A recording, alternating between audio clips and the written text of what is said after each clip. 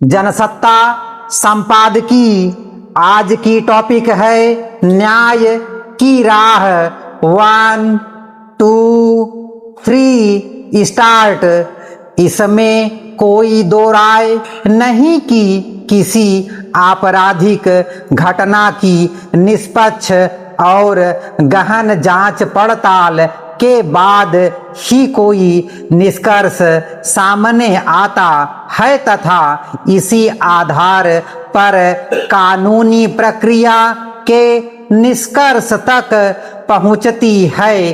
इस बीच अगर आरोप और कार्यवाही के दौरान न्याय की मांग बाधित होती दिखती है तो उसके लिए जिम्मेदार कारकों पर बहस होती है। मध्य प्रदेश के भोपाल में तिप्सा शर्मा की मौत के मामले में कानूनी कार्यवाही को लेकर जैसी स्थितियां देखी गई उसमें कई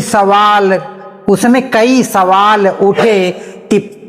तिप्सा के परिवार ने उनकी मौत को दहेज के लिए की गई हत्या बताया और आरोप लगाया कि घटना से संबंधित सबूतों को मिटाने की कोशिश की गई।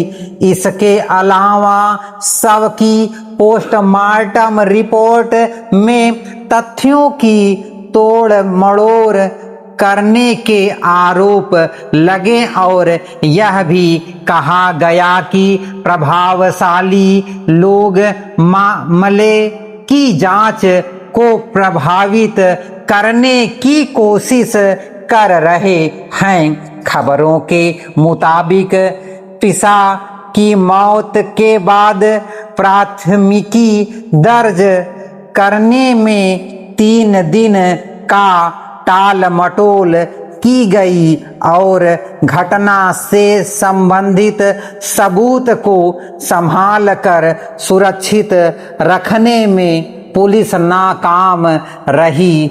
जाहिर है यह या तो पुलिस के कामकाज में व्याप्त लापरवाही का ही एक और उदाहरण है या फिर किसी के प्रभाव में ऐसा हुआ। दरअसल तिप्सा का पति वकील है और उनकी सास जिला न्यायाधीश रह चुकी हैं। शायद इन्हीं वजहों से मामले में त्वरित कार्रवाई से बचने और आरोपियों के प्रति नरमी बरतने के आरोप लगे। यानी यह धारणा बनी कि मामले की निष्पक्ष जांच नहीं हो रही है और आरोपियों को बचाने की कोशिश की जा रही है। जहां से न्याय की उम्मीद होती है, अगर वहीं से ढांचे पर कई सवाल उठता है तो यह समूची न्यायपालिका के लिए एक असुविधाजनक तस्वीर है। शायद इसी वजह से सुप्रीम कोर्ट ने खुद इस मामले में स्वतः संज्ञान लिया। सोमवार को इस पर सुनवाई करते हुए शीर्ष अदालत ने वह इस निष्कर्ष से व्यथित है कि न्यायपालिका आरोपियों को बचा रही है।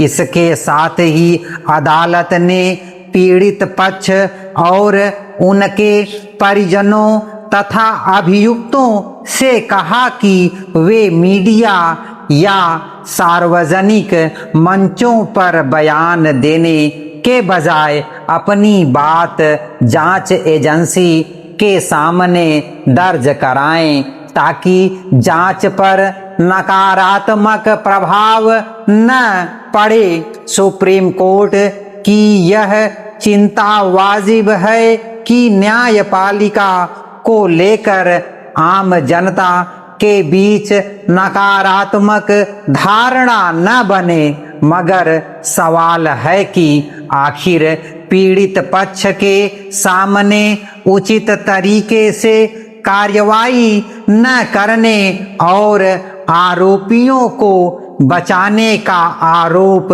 लगाने की नौबत क्यों पैदा हुई। आखिर किन वजहों से सरकार ने मामले की जांच सीबीआई से कराने की सिफारिश की और मध्य प्रदेश उच्च न्यायालय ने त्विषा के शव का पोस्टमार्टम दोबारा कराने का आदेश क्यों दिया।